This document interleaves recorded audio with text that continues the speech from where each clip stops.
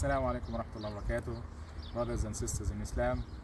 It's beautifully here in the morning after Salat al-Fajr in my beautiful country, Egypt. I just want to share with you, inshallah, some spiritual reflections on the situation of Muslims in Palestine, as we all are observing and witnessing. Not only us, but the whole world. First, to begin by praising Allah subhanahu wa ta'ala and sending salutations and prayers upon our beloved Nabi Muhammad sallallahu alayhi wa sallam. From amma ba'd. Also, I begin by a dua. Allahum hasbunallahu wa ni'mal wakeel. Repeat after me. Hasbunallahu wa ni'mal wakeel. Hasbunallahu wa ni'mal wakeel. Which means Allah is sufficient for us and He is the best disposer of our affairs, subhanahu wa ta'ala. This is a statement that Allah subhanahu wa ta'ala revealed on the tongue of the Sahaba with the Prophet sallallahu alaihi wasallam in the Battle of Uhud, which has become like a sunnah that Muslims have, and the dua that the Muslims, powerful dua the Muslims need to repeat again and again at all times, and especially when in such situations where they are oppressed. Muslims are oppressed. Kids and women and innocents, civilians are oppressed in Palestine right now, and the problem is the whole world is witnessing that. The whole world is observing that.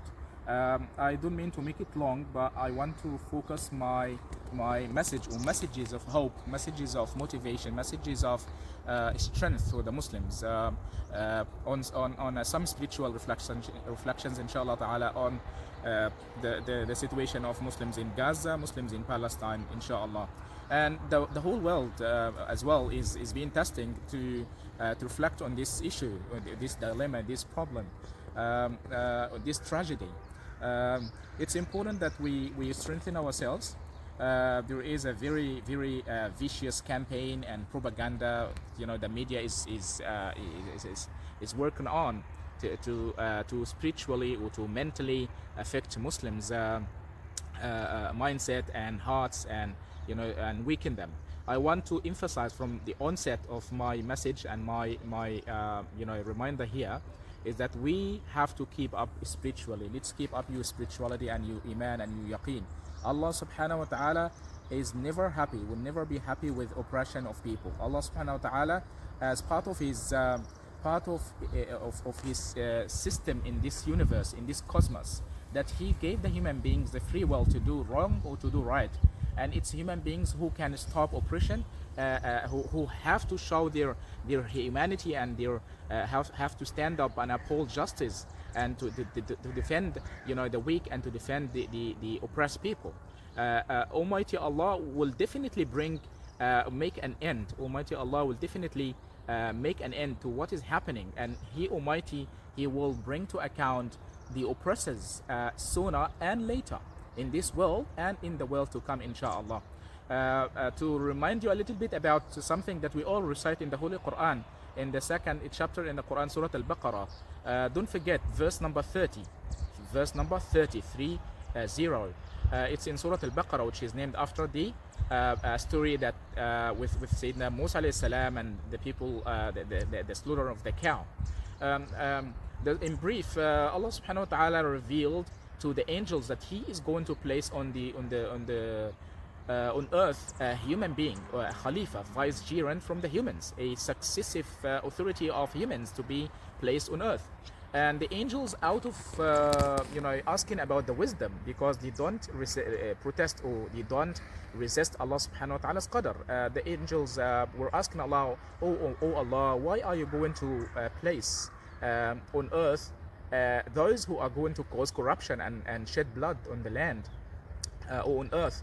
Allah subhanahu wa ta'ala replied to them and gave them the answer, gave them the knowledge. قال إني أعلم ما لا تعلمون. To recite the verse, أعوذ بالله من الشيطان الرجيم. وإذ قال ربك للملائكة إني جاعل في الأرض خليفة قالوا أتجعل فيها من يفسد فيها. When your Lord, or mention or remember, O Muhammad, when your Lord said to the angels, I am going to place on earth a Khalifa, vicegerent from the humans.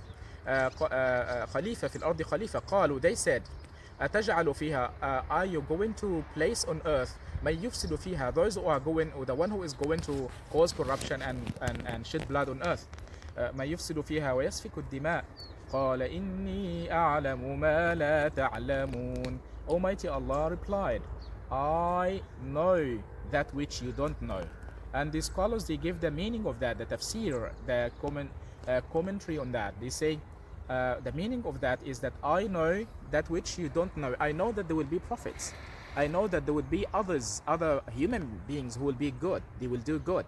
I know that there will be people of humanity. I know that there will be reformers, muslihin. I know that there will be martyrs who will stand up, who can die on the spot for the sake of the word of Allah to be superior.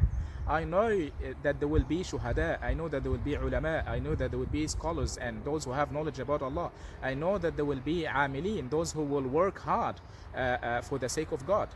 So for these wisdoms, all of these wisdoms, Almighty Allah gave us and gave the angels the response to their question, which many of us may ask as well. Not to make it long, as I said, this is very important for us to always reflect on the kalam of Allah, reflect on the stories of the people of the past, and never ever let sorrow or sadness weaken us. Never ever be overtaken by what is happening. You could empathize and sympathize. You have, not just as a Muslim, but all human beings, by the way. And subhanallah, my dear brothers and sisters, we have seen a lot of positive messages from many non-Muslims around the world.